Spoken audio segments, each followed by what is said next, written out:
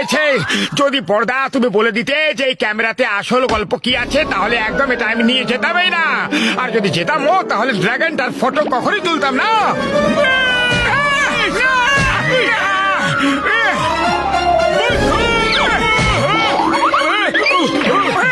পাতলু বাঁচাও, পর্দা পর্দা থেমে যাও, পাতলু বাঁচাও রে।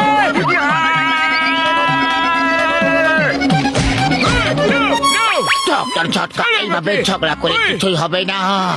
আমাদের ভাবতে হবে যে এই ড্রাগনটার ফটো কিভাবে তুলবো আমরা, ওকে শান্ত করে এক জায়গায় কিভাবে দাঁড় করাবো।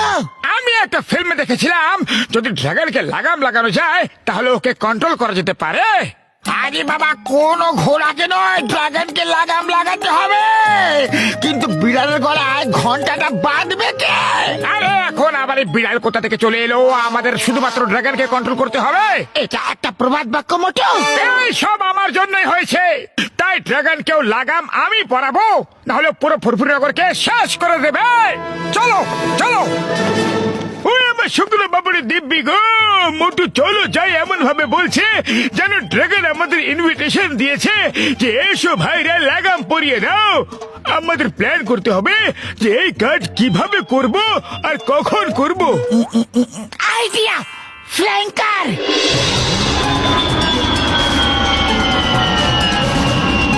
মনে হচ্ছে ওই ড্রাগনটা ফুরফুরনগর ছেড়ে পালিয়ে গেছে। তাহলে ভালোই হলো, কিন্তু ওকে খুঁজতে হবে, নাহলে ও অন্য কোথাও ধ্বংস করবে। ওরে বাবা, মনে হচ্ছে ও আমাদের লাগাম লাগাতে এসেছে।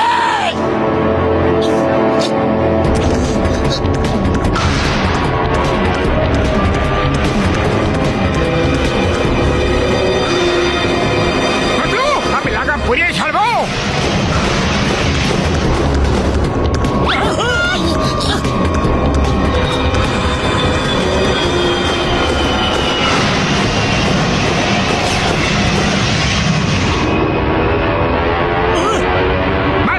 কোনোভাবে কারকে ড্রাগনের ওপরে নিয়ে চলো।